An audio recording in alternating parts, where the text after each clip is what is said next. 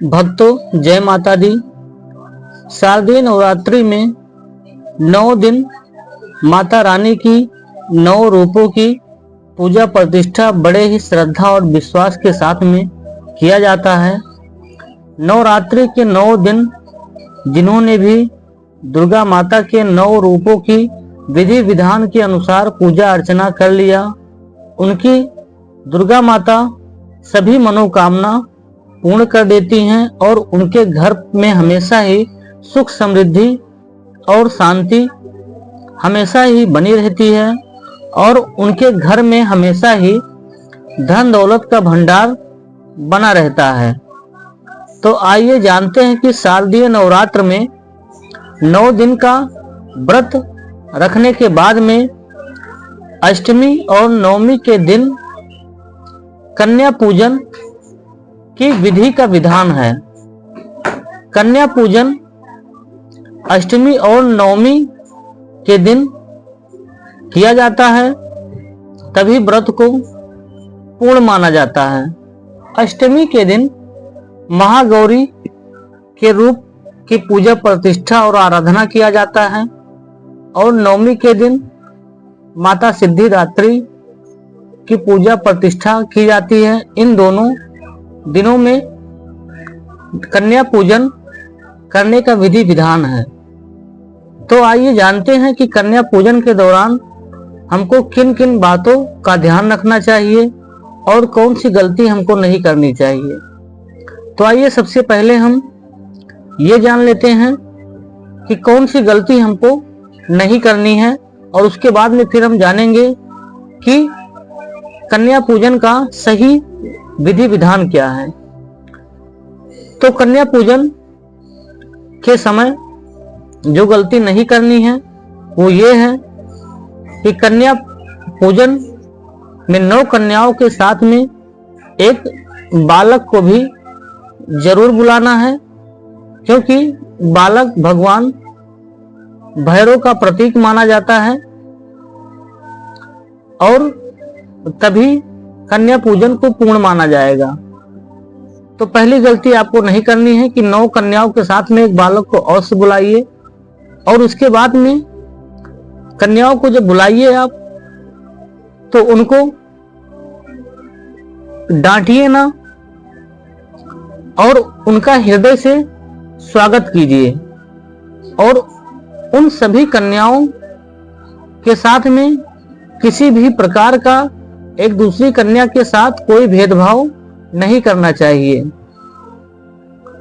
और अंत में जब कन्याओं को विदा करने लगे तो उनको यथा अनुसार जो भी आपकी सामर्थ्य है, सामर्थ्य के अनुसार उपहार और दक्षिणा अवश्य दें। और जब कन्याओं को भोजन कराने से पहले जब कन्याओं को तिलक करें तो आपका मुंह दक्षिण दिशा की ओर नहीं होना चाहिए। इस तरह से इन सब गलतियों को करने से आपको बचना चाहिए। आइए अब जानते हैं कि कन्या पूजन का सही विधि विधान क्या है। तो कन्या पूजन का जो विधि विधान है वो शुभ समय जो होता है वो अष्टमी और नवमी के दिन होता है। कन्याओं के साथ में 9 कन्या और एक बालक को बुलाना चाहिए। जब कन्याएं आ जाएं और बालक आ जाएं तो उनको आसन पे तुरंत ही ना बिठा दीजिए। उन सभी कन्याओं और बालक का पहले आप पांव धुलिए, एक थाली में पानी रखिए, उसी थाली में सभी का पांव धुलिए। उसके बाद में साफ कपड़े से सभी के पांव को पोंछिए। उसके बाद सभी कन्याओं को एक साफ कपड़े के आसन लगाकर उस पर बिठाइए। बैठने के बाद में सभी कन्याओं और बालक को पूड़ी, चना, हलवा और नारियल इस चीज का भोग कराइए, उनको खिलाइए। और ये ध्यान रहे कि सभी कन्याओं को भोजन कराते समय और बालक को, किसी भी बालक और कन्याओं के बीच कोई भी भेदभाव अपने मन में ना करिए। बिना भेदभाव के सभी कन्याओं को समान रूप से भोजन कराइए। भोजन कराने से पहले कन्याओं और बालक को अक्षत और कुमकुम का तिलक लगाना ना भूलिए। उसके बाद में भोजन कराइए। भोजन कराने के बाद में सभी कन्याओं और बालक को दक्षिणा और उपहार अवश्य दीजिए। जो भी आपका सामर्थ्य हो, अपने सामर्थ्य के अनुसार कन्याओं को और बालक को उनका पूजन करने के बाद में उनको दक्षिणा और उपहार देने के बाद सभी कन्याओं और बालक का आशीर्वाद प्राप्त करिए। उनका पैर रखिए और उनका आशीर्वाद लेने के बाद में उनको विदा कर दीजिए। दोस्तों, कन्या पूजन नवरात्रि के व्रत का एक महत्वपूर्ण अंग है। जिन्होंने कन्या पूजन 9 दिन का यदि आप व्रत रखते हैं तो 9 दिन के व्रत के बाद में यथाशक्ति अपने सामर्थ्य अनुसार कन्याओं का पूजन अवश्य कीजिए। यदि आप ये कर लेते हैं तो आपका व्रत पूर्ण माना जाएगा। और कन्या पूजन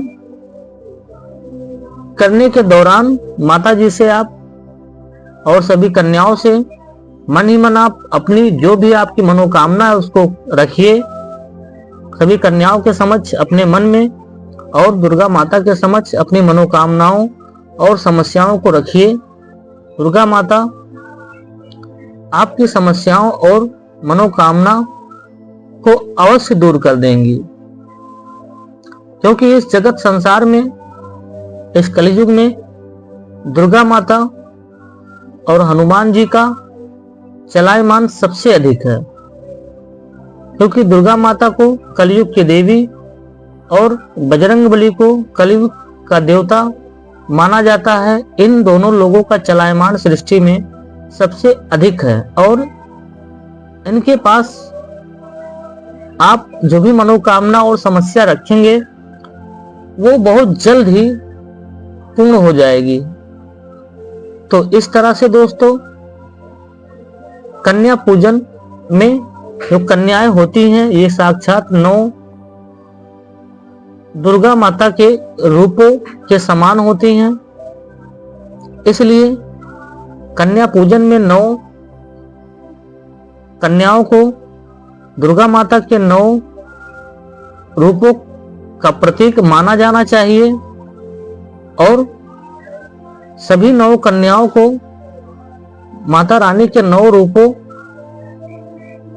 के समान उनकी पूजा अर्चना और उनको भोग कराना चाहिए। इस तरह से आपके ऊपर माता रानी की कृपा दृष्टि हमेशा ही बनी रहेगी। इस तरह से कन्या पूजन पूरी विधि विधान के अनुसार यदि आप कर लेते हैं तो दुर्गा माता आपकी सभी मनोकामनाएं और समस्याओं को दूर कर देंगी और आपके जीवन में सुख, समृद्धि और शांति हमेशा ही बनी रहेगी और दुर्गा माता के 9 रूपों का आपको आशीर्वाद प्राप्त होगा और आपके घर में हमेशा ही धन दौलत का भंडार भरा रहेगा। दोस्तों, यदि इस वीडियो में दी गई जानकारी आपको अच्छी लगी है तो वीडियो को लाइक कर दीजिएगा और कमेंट में जय माता दी अवश्य लिखिएगा। और यदि आप हमारे चैनल पर नए हैं तो चैनल को सब्सक्राइब कर लीजिए कि ताकि आपको इसी तरह की इंफॉर्मेशंस और जानकारी मिलती रहे। चलिए दोस्तों, फिर मिलते हैं आपसे इसी तरह से एक नए वीडियो में एक नई जानकारी के साथ।